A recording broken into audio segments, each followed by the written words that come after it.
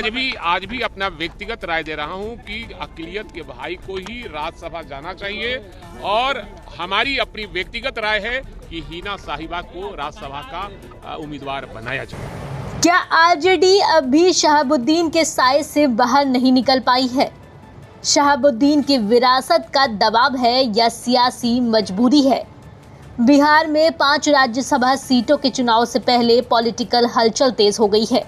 जैसे जैसे राज्यसभा की 5 सीटें खाली होने का वक्त नजदीक आ रहा है, सियासत तेज होती जा रही है। एनडीए के खाते 4 सीटें जाना लगभग तय माना जा रहा है, जबकि विपक्ष 1 सीट निकालने के लिए पूरा जोर लगा रहा है। इसी बीच राष्ट्रीय जनता दल यानी आरजेडी के भीतर एक नाम तेजी से चर्चा में है और वो नाम है हिना शहाब का।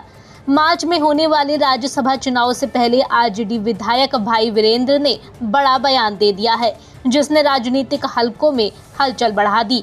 उनके बयान के बाद ये चर्चा तेज हो गई है कि पार्टी अल्पसंख्यक चेहरे के तौर पर हिना शहाब को राज्यसभा उम्मीदवार बना सकती है।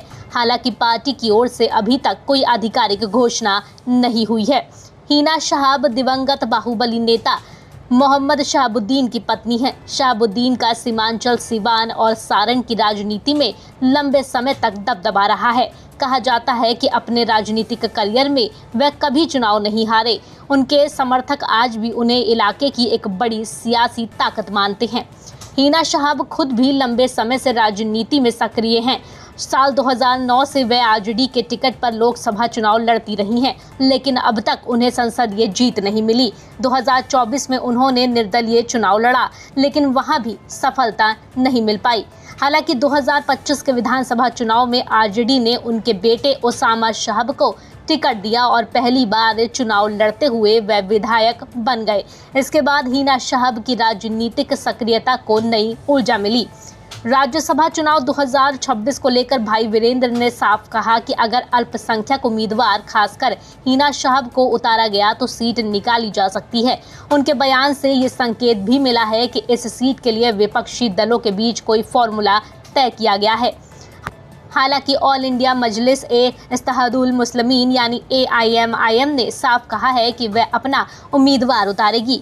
AIMIM के बिहार प्रदेश अध्यक्ष अख्तरुल ईमान ने विपक्षी दलों से सहयोग की अपील भी की है। इस पर भाई वीरेंद्र का कहना है कि चुनाव के वक्त हर किसी को फॉर्मूले पर आना पड़ता है और हिना शहाब को उतारने पर सीट निकाली जा सकती है। आपको बता दें कि बिहार में खाली हो रही राज्यसभा सीटों को लेकर राजनीतिक सरगर्मी तेज है। एनडीए और विपक्ष दोनों अपनी अपनी गणित साधने में जुटे हैं। ऐसे में हिना शहाब का नाम आरजेडी के लिए अहम विकल्प बनकर उभरा है। अगर पार्टी उन पर दाव लगाती है तो ये बड़ा राजनीतिक संदेश माना जाएगा। फिलहाल सबकी नजरें आरजेडी नेतृत्व के अंतिम फैसले पर टिकी है, लेकिन इन सब के बीच बड़े सवाल जो खड़े होते हैं वो ये हैं कि क्या आरजेडी के पास हिना शहाब के अलावा कोई मजबूत अल्पसंख्यक चेहरा नहीं है? क्या ये फैसला सामाजिक समीकरण है या शहाबुद्दीन के विरासत का दबाव है? और सबसे बड़ा सवाल, क्या आरजेडी आज भी शहाबुद्दीन के साए से बाहर नहीं निकल पाई है? राजनीतिक जानकारों की माने तो आरजेडी सामाजिक समीकरण और पुराने समर्थक वोट बैंक को साधने के लिए हिना शहाब को राज्यसभा भेजने का विकल्प देख रही है। इससे पार्टी को सीमांचल और सिवान इलाके में संदेश देने में मदद मिल सकती है। फिलहाल सबकी नजर आरजेडी नेतृत्व के अंतिम फैसले पर टिकी है। अगर हिना शहाब को राज्यसभा भेजा जाता है तो ये सिर्फ एक सीट का चुनाव नहीं होगा, बल्कि ये संदेश होगा कि शहाबुद्दीन की राजनीतिक विरासत आज भी बिहार की राजनीति में जिंदा है।